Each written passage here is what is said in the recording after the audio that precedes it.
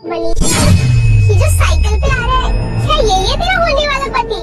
हाँ यार, है तो यही। अब ये साइकिल वाली को तू डेट कर दिया? अरे नहीं, तुझे लगता है कि मैं साइकिल वाले से शादी करूंगी? देख तो सही कैसे खुश होके आ रहा है, बिल्कुल बाबू साहब बन के आ रहा है, अब फूल भी लेके आ रहा है। यार आज तो तुझे इम्प्रेस करके ही मान लेगा ये। यार वैसे पापा ने मुझको बोला है कि इससे मिलके आ, शादी फिक्स करके आ। अब इसकी ऐसी हालत देख के मैं कैसे शादी करूंगी इससे? वैसे यार पापा को ना सोचना चाहिए था कि किस स्टैंडर्ड का लड़का लेके आ रहे मेरे लिए। अरे जो चीज तेरे पापा ने नहीं सोची वो चीज हम तो सोच रहे हैं ना। भगा दे इसकी बेइज्जती करके, आने दे। ये प्यारा सा तोहफा प्यारी सी लड़की के लिए। सॉरी मैं लेट हो गया। इससे कोई और सस्ता तोहफा नहीं मिला क्या तुम्हें? वो क्या है ना, जल्दबाजी में था थोड़ा, पहले ही बहुत लेट हो गया था इसलिए यही ले आया। लिसन, अगर तुम्हारे पास टाइम भी होता ना तो भी तुम इससे ज्यादा महंगा नहीं लेके आ पाते। वैसे तेरी औकात तो साफ साफ दिखाई दे रही है वहाँ पे। हाँ कह सकते हैं, लेकिन जो भी लाया हो ना बड़े प्यार से लाया हूँ, इसको तो एक्सेप्ट करना ही पड़ेगा। नहीं, मुझे नहीं चाहिए एक घटिया फूल, और ना मैं इन्हें एक्सेप्ट करने वाली हूँ। क्या हुआ, आप मेरे से ऐसे क्यों बात कर रही हो? क्या हुआ? अरे हम अमीर लोग हैं, अमीर लोगों से ही शादी करते हैं, और तुम ऐसी खटारा साइकिल पे मिल रहे हो मुझसे। देख रहे हो, पूरे 10 लाख रुपए की गाड़ी है, तुम्हारे पास क्या है? साइकिल? क्या मनीषा, मुझे एक बात समझ में नहीं आई, तेरे पापा ने इसमें देख क्या लिया? क्या देखा है इसमें? दिखा ना, तुम्हारे और मेरे बीच में कितना गैप है। अरे जितने पैसे मेरे पास है ना, उतने की तुम कभी कल्पना भी नहीं कर सकते। और जो तुम ये सपना देख रहे हो ना मेरे साथ शादी करने का, तो इस सपना अपने दिमाग से निकालो और निकलो यहाँ से। भले ही मैं साइकिल से आया हूँ, लेकिन तुम्हारे पापा ने मुझे तुम्हारे लिए पसंद किया है। क्यों ना हम इन सब बातों को छोड़ के आगे की शादी की बात करें? पापा ने तो बेवकूफी की है तुम्हें मेरे पास भेजकर, लेकिन मैं ये बेवकूफी नहीं करूंगी, क्योंकि शायद मेरे पापा को ना तुम्हारी सच्चाई नहीं पता, जो भी मुझे पता है। लेकिन ये मैं बताऊं कैसे पापा को कि तुम्हारी असलियत क्या है? यार मनीषा, तू भी किन लड़कों के चक्कर में पड़ गई है। इनके पास कुछ नहीं होता, ये रेंट पे गाड़ियाँ, रेंट पे बाइक वगैरह लेके सिर्फ इंस्टाग्राम पे फेक पोस्ट डाल देते हैं क्योंकि लड़के इनसे इम्प्रेस हो सके। देख, इसकी औकात तो पीछे दिख ही रही है, साइकिल। वैसे एक बात बोलूं, ये साइकिल तो पक्का ही सीधी होगी। यार वही तो मुझे नहीं समझ आ रहा।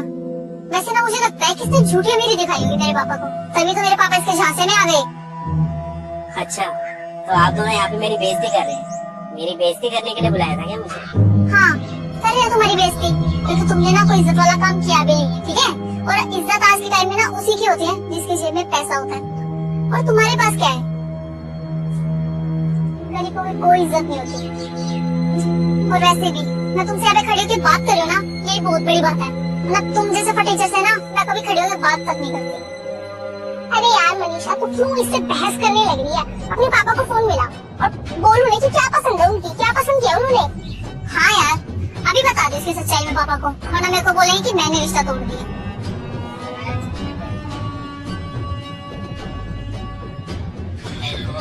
पापा एक कैसा रिश्ता ढूंढा आपने मेरे लिए? क्या हुआ बेटा? अरे पापा बिल्कुल गरीब फटीचर आदमी है, 2 कौड़ी की साइकिल पे आया मुझसे मिलने, आपने ये लड़का ढूंढा मेरे लिए? अरे पापा इसके पास एक फूटी कौड़ी भी नहीं है, कैसे रखेगा मुझे? कैसे मेरे खर्चे मेंटेन करेगा ये?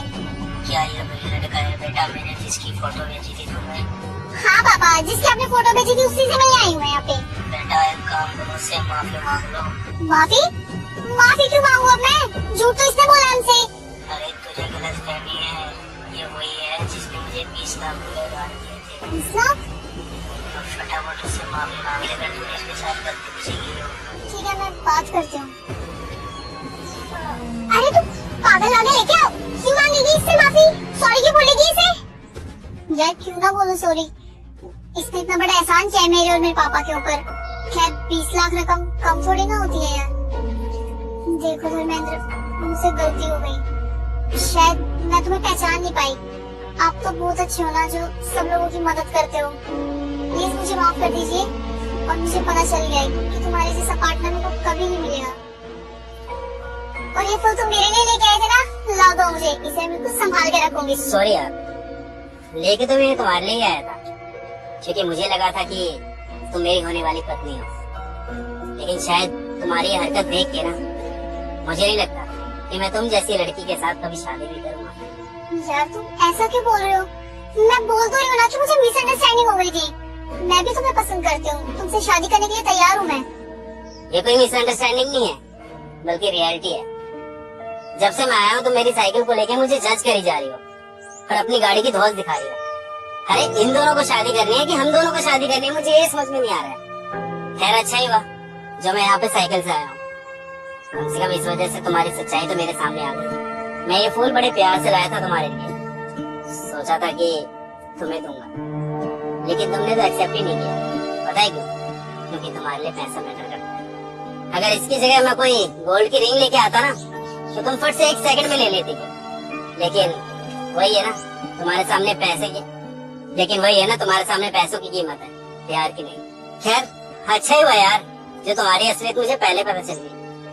अगर शादी के बाद पता चलती ना तो मेरा पूरा परिवार टूट जाता। अरे धर्मेंद्र जी, आप तो खामखा गुस्सा हो रहे हैं। अब आप एक बात बताइए, हम भी तो इंसान हैं। अगर कोई ऐसी साइकिल पे आएगा तो क्या सोचेंगे हम? और आजकल के टाइम में तो पैसे वालों की इज्जत होती है ना, तो मैं अपनी फ्रेंड ऐसे किसी गरीब के हाथ में कैसे दे सकती हूँ? आप भी तो सोचिए, आप हमारी जगह रह के सोचिए ना। दिखावे का शौक नहीं है मुझे, मैं जानबूझकर इस साइकिल से आया हूँ। मैं देखना चाहता था जिस लड़की से मेरी शादी होने वाली है वो लड़की मुझे इस हाल में एक्सेप्ट कर पाएगी कि नहीं, उसका नेचर कैसा होगा, क्या वो पैसों को तो नहीं है मैं देती हूँ। और देखो जो मैं सोच के आया वही हुआ। आज मैं साइकिल पे आया और तुम्हारी सारी सच्चाई मेरे सामने आ गई। खैर अच्छा ही हुआ यार कि तुम्हारी सच्चाई मेरे सामने आ गई, ना तो मेरी जिंदगी बर्बाद ही हो जाती ना। थैंक यू सो मच मुझे पहचाना। मेरा छोटा सा ही तो परिवार है, ऐसा कहता है। तुम्हारे आने के बाद तो वो पूरा बर्बाद हो जाता और मैं ये चीज बिल्कुल एक्सेप्ट नहीं कर सकता। और बात रही इस गाड़ी की, तो ऐसी बहुत सी गाड़ियां हैं मेरे पास। दिखावा नहीं करता हूँ, इसलिए साधारण रहता हूँ। समझ में आ गया तुम? क्योंकि मेरे पापा कहते हैं इंसान को ना जितना सिंपल रहना चाहिए, क्योंकि मेरे पापा कहते हैं कि इंसान को ना सिंपल रहना चाहिए, क्योंकि जितना वो सिंपल रहेगा ना उतना जीवन उसका बहुत अच्छा रहेगा। अच्छा ठीक है ना, सॉरी, प्लीज मुझे माफ कर दीजिए। ठीक है, माफ किया मैंने तुम्हें, क्योंकि तुम्हारे पापा बहुत समझदार इंसान है, उनकी रिस्पेक्ट करता हूँ मैं। बाकी शादी तो मैं तुमसे नहीं कर सकता। धर्मेंद्र